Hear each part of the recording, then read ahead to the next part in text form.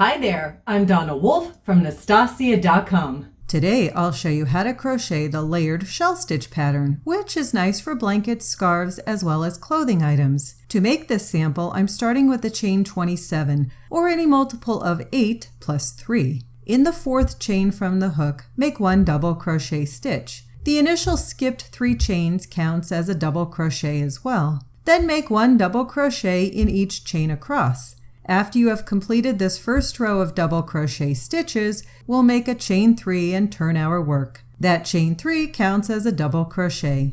We'll just make 1 double crochet in each stitch across this row. At the end, you will have completed another row of double crochet stitches. I'll chain 1 and turn my work. We'll make a single crochet in the same stitch. However, we'll use the front side loop and the front loop of the previous row to do this.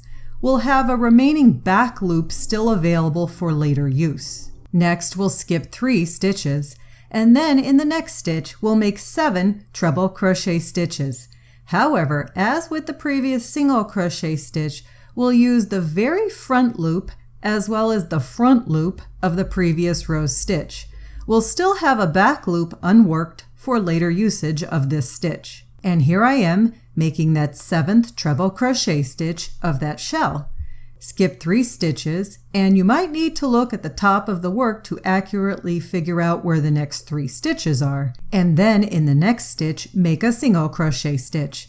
Moving along, we'll skip the next 3 stitches, and then in the next stitch, we'll make the 7 treble crochet stitches again, using the front loop as well as the front loop of the previous stitch. You can see the 7 treble crochet stitches. Skip the next 3 stitches, and in the next stitch, make a single crochet stitch using the 2 front loops. If all went well, you should end up with skipping 3 stitches and making a single crochet in the top of the previous row's chain 3 stitch. Next, to continue on, I'm not turning my work, and I'm using a medium pink color yarn.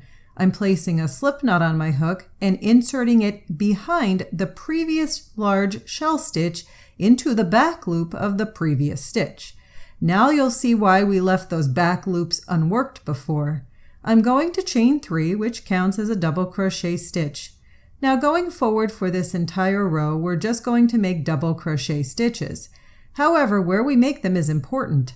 We'll be making the double crochet stitches in the unworked back loop from the previous row. You will end up with the same number of double crochet stitches on this row that you had on your initial row 1. So counting the stitches will definitely help.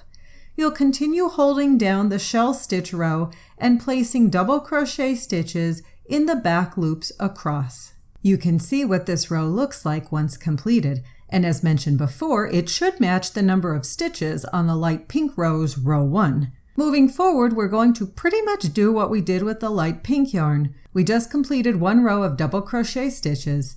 So chain 3, turn the work, and make 1 double crochet in each stitch across this row, which serves as the second row of our medium pink color yarn.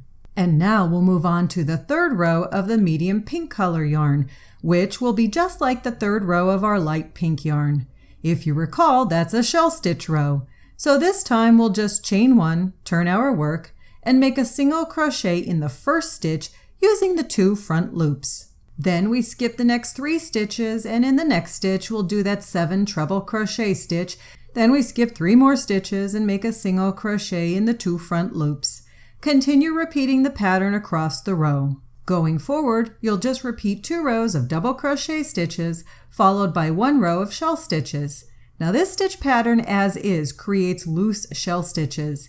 If you prefer to have those shell stitches connected so that they lay flatter, when you go to do the treble crochet stitches, find the 4th stitch of the previous shell and then insert your hook into that as well as in the 2 front loops of the normal section to connect them together. You'll continue then with the 7 treble crochet stitches. This method keeps the shells connected on every 3rd row.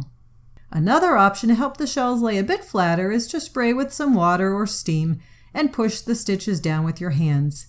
And that's it. That's how I crochet the layered shell stitch pattern.